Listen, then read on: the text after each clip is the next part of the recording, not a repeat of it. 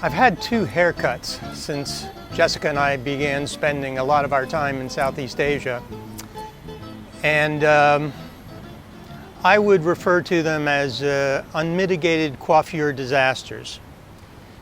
Both of the stylists, and I use that term broadly, must have been big fans of Jackie Chan, because when I got up out of the chair, I looked like Jackie Chan, but only after he had spent an entire night's sleep standing on his head. It was bad. So I'm anxious for next week when Jessica and I get on a big airplane and spend 24 hours traveling back to Puglia, where my friend Michele will give me a proper haircut. Now, don't get me wrong, that's not the only reason we're looking forward to going back to Puglia. In fact, we're very excited to be back there. It was our permanent home for 3 years. We moved there from the United States to a little olive farm and just rejoiced in the idea of being there. Before we moved from the United States, people would constantly ask, why Puglia? Of all the places in the world, why did you decide to move to Puglia? And I had so many reasons why Puglia was a wonderful place for us to go that my answers were tended to be pretty long and probably pretty boring, because I noticed that the people I was speaking with were looking for the nearest bridge to jump off of. But I'll keep this one short and sweet. So why Puglia? First of all, the climate. Puglia is the heel of the boot that is the Italian peninsula, and this little isthmus of land is flanked on the east side by the Adriatic Sea, on the west side by the Ionian Sea, and south is the Mediterranean. So the climate is very moderate, even in winters when it can be cold and damp for periods of time, and even every once in a while there's a snowfall. Still nothing like the northeast US winters that we have been used to. Secondly, the cuisine. I contend that there is no better food anywhere in Italy, and Italy is of course renowned for its food, than in Puglia. And there's one simple reason for that. It's fresh. Puglia is the breadbasket of Italy. It's where most of the produce is grown in Italy, and 60% of the olive oil comes from Puglia, and a great deal of the wine comes from Puglia. So it is a huge production area for food. Farm to table isn't even an expression in Puglia, because there is no such thing as not farm to table. Everything that's grown there is served there, is sold there, and in fact, if it's not in season, you can't find it.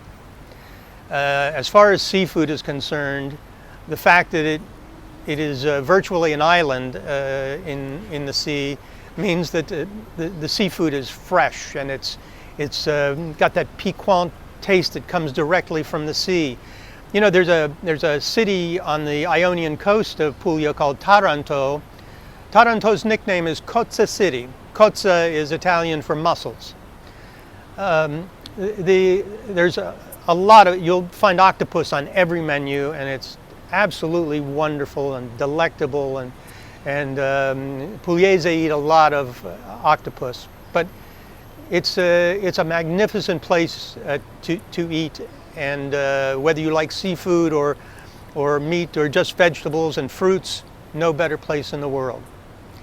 I mentioned the wines of Puglia, and we tend to prefer the red wines, the Negro Amaro, the Primitivo, big bold reds, Salice Salentino. But they make some wonderful white wines there too.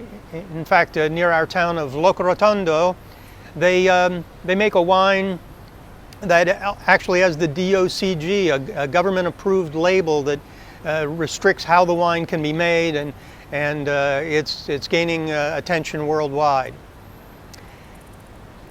The sites in Puglia, I would put them up against any sites anywhere in Italy. You know, you've got the beautiful seaside towns of Polignano al Mare and Monopoli and Trani and Otranto and Gallipoli. These are quaint old port cities that date back to Grecian times, and they all have their own character and their own nature, and it's so wonderful to get to know them. But you also have the hilltop towns inland from the sea, particularly surrounding the Valle d'Itria, which is the area that we lived in. Towns like Ostuni, the White City, Martina Franca, Ceglia Messapica, and the town that we've fallen in love with, Cisternino. There's a little town not far from there called Alberobello. Alberobello is a UNESCO site because of the trulli. A trullo is a little round stone building with a conical roof, and one part of Alberobello is nothing but trulli, more trulli than you can see anywhere else in the world. It's sort of like a hobbiton above ground. It's a beautiful place. You know, the fondest memories of probably anything I've ever done involve waking up in Villa Tutto just before the sun has finished rising, walking out onto the veranda in the brightening sunlight, sitting down with Jessica having cappuccino and eating little almond-flavored biscotti, having our 3 cats give us all the love they saved up overnight, and the 7 strays who called Villa Tutto theirs even though it wasn't, and just relishing life in Puglia, life at Villa Tutto. And if you'd like to know more about Puglia, check out my book, Soul of the Heel, on Amazon.com. Now, if you ever do get the chance to go to Puglia, don't pass it up. Take advantage of everything Puglia has to offer. And if you do go, let me know. I'll set you up with Michele at the saloon in Loco Rotondo so you can have your haircut too. And let us know also, if we're around, we'd love to meet you.